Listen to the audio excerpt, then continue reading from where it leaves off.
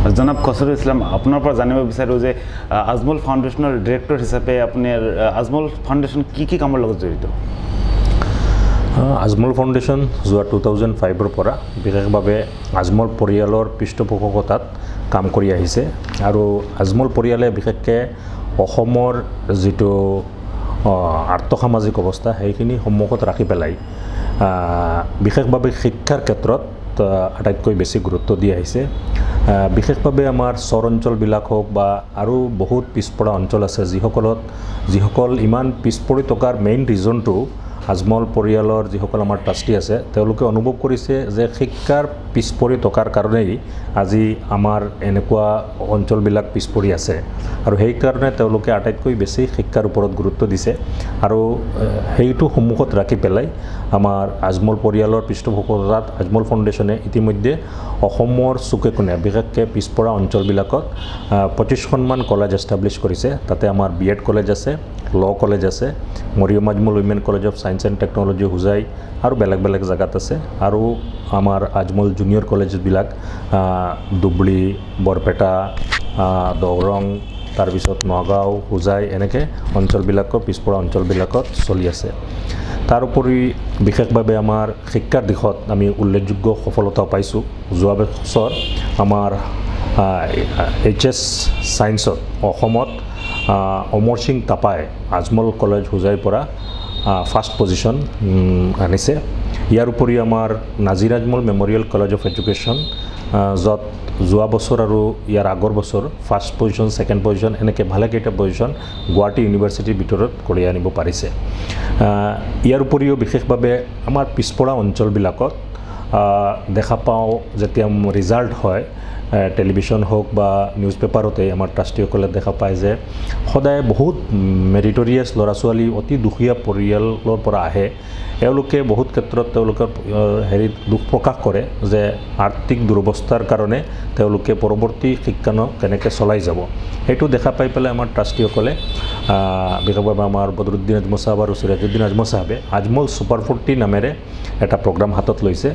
এনেকুৱা যিসকল ল'ৰা ছোৱালী 1.5 লাখ টকাৰ তলত তেওঁলোকৰ ফেমিলি ইনকাম আৰু তেওঁলোকে মেট্ৰিকত 85%ৰ ওপৰত পাইছে তেওঁলোকক এটা এণ্ট্ৰেঞ্চ পাতি পেলাই আমি 40জন ল'ৰা আৰু 40জন অতি দুখীয়া ছোৱালী ছুপাৰ 40 যাক কোৱা হয় ছুপাৰ 40 যাক কোৱা হয় এই প্ৰগ্ৰামটো আমি হাতত লৈছোঁ আৰু ইয়াতে সম্পূৰ্ণ বিনামূলীয়াকৈ ল'ৰা ছোৱালীবিলাকক অতি উন্নতমানৰ কোচিং মেডিকেল আৰু ইঞ্জিনিয়াৰিঙৰ কোচিঙৰ ব্যৱস্থা কৰি দিয়া হৈ আছে আৰু যাৰ পৰা আমাৰ অমৰ সিং তাপাই যোৱা বছৰ টপো কৰিছে আৰু কেইজনমান ল'ৰা ছোৱালী মেডিকেল আৰু ইঞ্জিনিয়াৰিঙৰ চেষ্টা কৰিছে।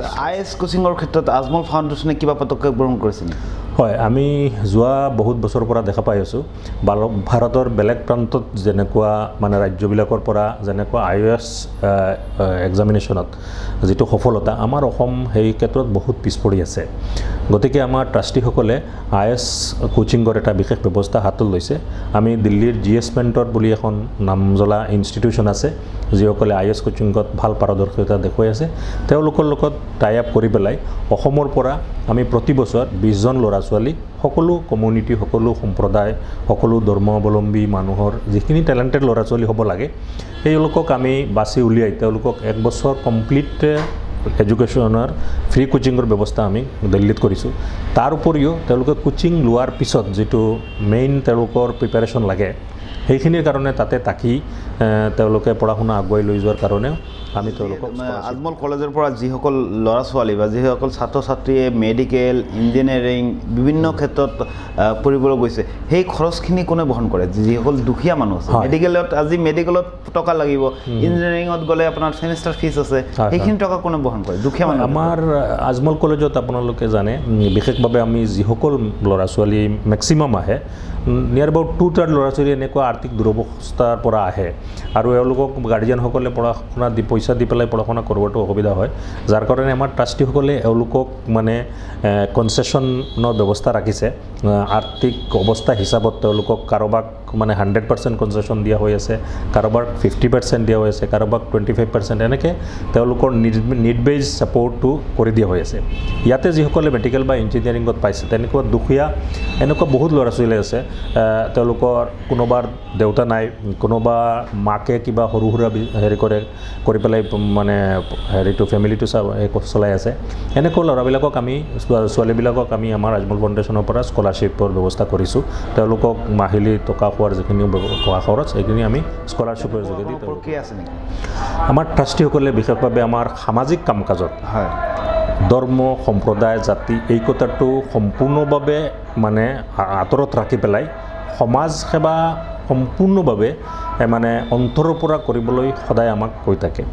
আৰু ইয়াতে আমি টেলেণ্টৰ লগত কোনো কম্প্ৰমাইজ নকৰোঁ। আজি টেলেণ্টেড ল'ৰা ছোৱালী যিকোনো ধৰ্মৰ হওক, যিকোনো জাতৰ হওক, যিকোনো সম্প্ৰদায়ৰ হওক, তেওঁলোকক টেলেণ্ট হিচাপত আমি তেওঁলোকক প্ৰমোট কৰাৰ কাৰণে চেষ্টা কৰি আছোঁ। যাৰ উদাহৰণ হৈছে অমৰ সিং থাপা। আজি অমৰ সিং থাপাক সম্পূৰ্ণ বিনামূলীয়াকৈ আমি আমাৰ আজমল ছুপাৰ 40ত পঢ়াৰ ব্যৱস্থা কৰি দি আছিলোঁ। তাৰ উপৰিও তাকে সম্পূৰ্ণ বিনামূলীয়া পঢ়া শুনাৰ ব্যৱস্থাৰ উপৰিও তাকো মান্থলি 3000কৈ স্কলাৰশ্বিপ দিয়া হৈ আছিলে 2 বছৰ। এতিয়া সি যেতিয়া এই অসম টপাৰ হ'ল, তাৰপিছত আমি তাক আমাৰ মানে ভাৰত তথা বিশ্বৰ ভিতৰত এখন নামজ্বলা ইনষ্টিটিউশ্যন, তাতে আমি পঢ়া শুনাৰ ব্যৱস্থা কৰি দিছোঁ। আৰু তাতে নিয়াৰ এবাউট 20 লাখ টকা তাৰ খৰচা আহিব, যিটো আজমল ফাউণ্ডেশ্যনে কোন কলেজত এতিয়া সি বৰ্তমানে বিটছ পিলানী হেৰিত ৰাজস্থানত কৰি আছে, ইঞ্জিনিয়াৰিঙত কম্পিউটাৰ চায়েন্স লৈ পেলাই পৰামৰ্শত ৰাখি পেলাই তেওঁলোকে হাতত লৈছে। এনে আপোনাৰ আজমল ফাউণ্ডেশ্যনৰ চিকিৎসালয় কেইখন আছে? আমাৰ আজমল পৰিয়ালৰ অধীনত 4খন চিকিৎসালয় আছে।